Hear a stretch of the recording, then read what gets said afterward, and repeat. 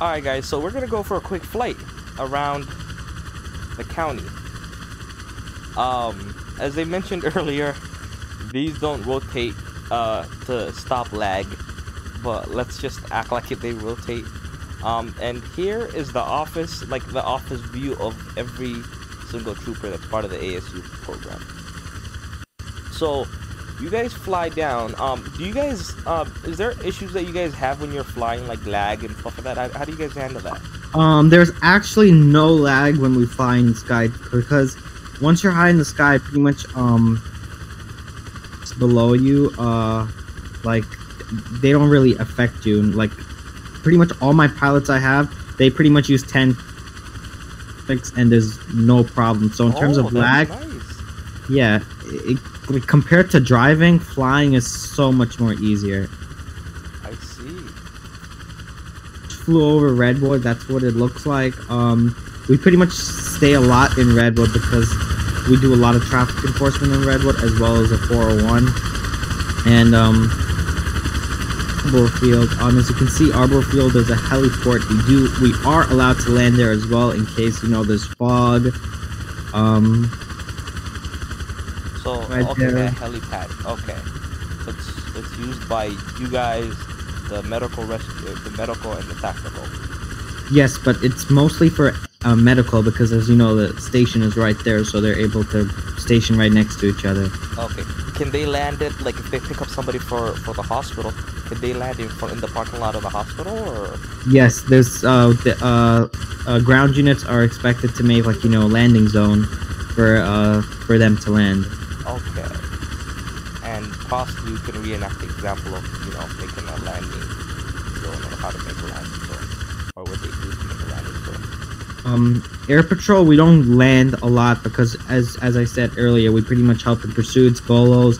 We pretty much do a lot in the air, so we don't, like, land at all. That's pretty much more for medevacs and for tacticals, but they don't land. Tactical units, they don't really land. They usually rappel down. So as you can see, this is the 401. We pretty much do a lot of speed enforcement here as well. We coordinate with FSP units. We coordinated with them sometimes and help them out because, as you know, 401 is our jurisdiction, and when they are running radar here, they can't pretty much run radar of the whole 401, so we try to help them with that as well. Okay, and just let them know if, like, so and so is speeding. There's a gray Dodge Charger. And quick thing on the left, the two towers of the sky bridge.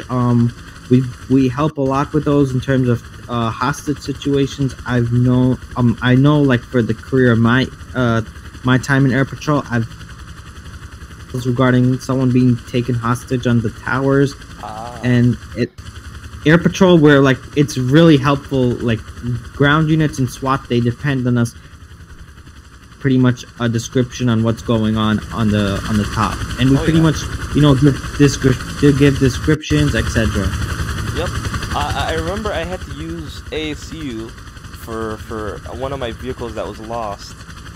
It flung away. Yeah, that was me. That was you? Yeah, that was me. A quick replay on here too, so people could see that time, that episode was thanks to you. So I had to. So thanks for that help of finding me my vehicle. It was behind the car dealership. I still remember. Yep, exactly. Yep, from that episode.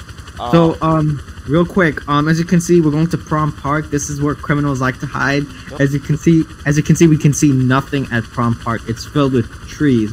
So that's where they like to hide and escape if they want to try to lose air support. So Prom Park is the #1 location for criminals. Okay. If they got air support right on them and they want us to lose the criminal, they pretty much hide right underneath the trees, and we pretty much get no visual at them. Okay, but usually that's where you start hovering over here and you call in ground unit to move into that area. Yeah, pretty much. Okay, that's nice. And then flying wise. Okay. Yeah, exactly. You guys have all view exits, so if they try to exit, you can still see. And then when you, what do you guys do when what is the limits on, like, flying areas? Can you fly over anything and everything? Oh yeah, so restricted flying zones. We have a couple. Prominence Capital 200 studs. We need DHS's permission to enter, but we don't really go there because there's nothing that happens at the Capitol.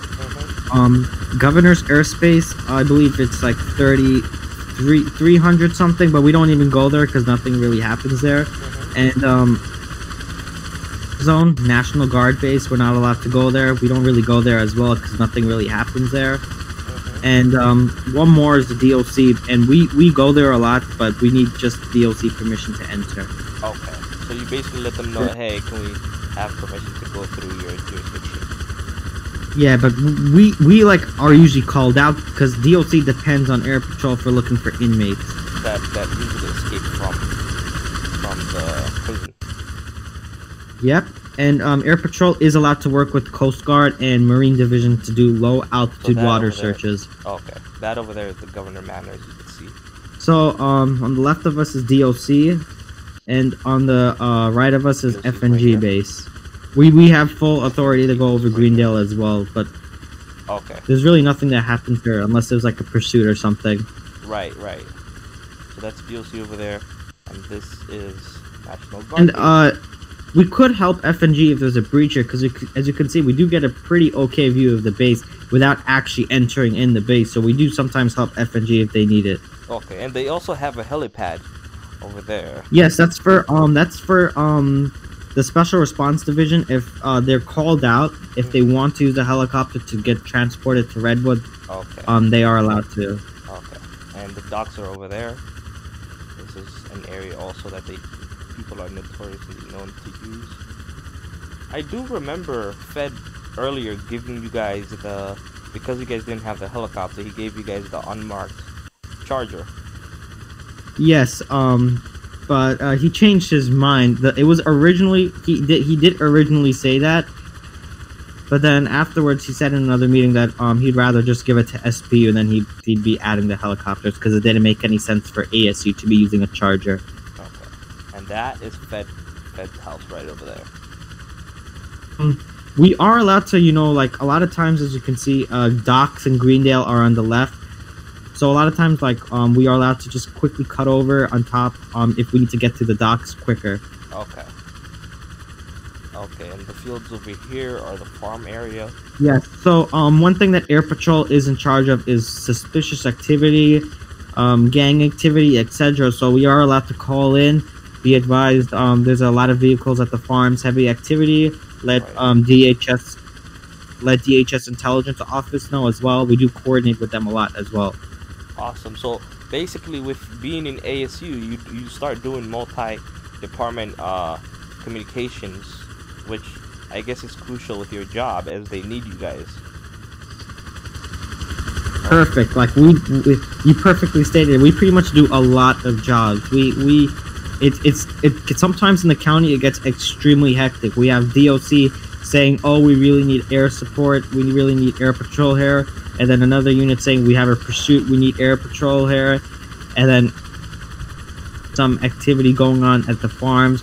It sometimes gets extremely hectic, so we try to respond at a lot of calls at once. But we try to help the ground unit as much as we can.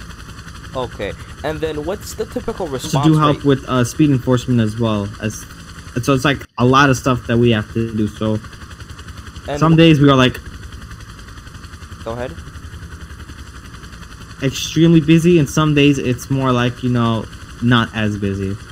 Okay, and what's the response rate? Let's say I am in Prominence and a unit there calls for FSP Air Support.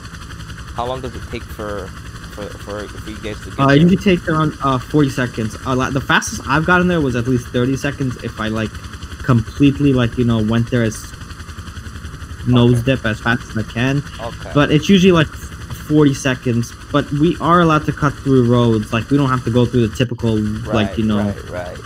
We can just easily cut over. Okay, and you guys have a bird's eye view of everything, so. Yes, there's a couple limitations that it's hard to do when we're air patrol. I know there has been times it's kind of pretty funny, kind of don't make fun of us for it. I know sometimes like there's like a unit and to us it looks like a normal unit, so it's sometimes hard to distinguish between an undercover and a normal unit. Yeah. That's a big drawback. It's very hard for us to see if that's an actual unmarked vehicle or if that's a police vehicle. Right. That makes sense. That makes sense.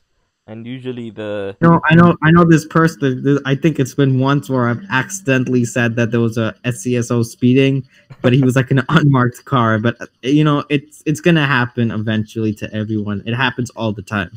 I mean, I would expect that because usually you're so far. It's so far. You're so far from the ground, and everything looks like a little ant, like from this far.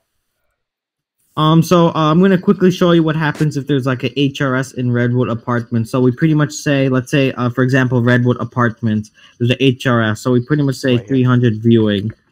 So what we do is we go 300 300 studs, and we pretty much keep an eye. So if Royal can go 300. Okay. 1,000 right now or 700 or something. So let's say there's an HRS right below us. We're able to at least go like 300, 200 is, and keep us eye on what's going on. Okay. Do you guys have a frame rate issues as you guys get closer to the ground? Do you guys have a problem with seeing the ground? I mean, not seeing the ground, but lag. No, actually, no. There's really no lag at all when we fly. That's what I love about flying. Then, in terms of driving, because I know when I drive, sometimes the cars just turn this way, that way. There's none of that when we fly. Okay, that makes sense. Started here and there, but it's nothing major. Okay, and if one of you guys can screen record, that would be nice on like what you guys see on your screen. Yeah, if you want, like I have a ton of patrols, so I can maybe like show you maybe a quick scene of a intense pursuit. I have like every day. There's always that one intense pursuit that happens. Okay, yeah, and also to show people, you know, like the view of that we're seeing right now while we're flying, like a screen of exactly what's going on. If one of you guys can screen record, and I'll just add it to the video for like your point of view. And do you guys have like special lights that you guys get, or is it like controls? Fortunately, we were gonna get spotlights in the future, but for now we don't have any. Okay. Yeah, we could go back. The only thing we have is the 2 blue lights, but they pretty much just indicate that we're air patrol. Not really much.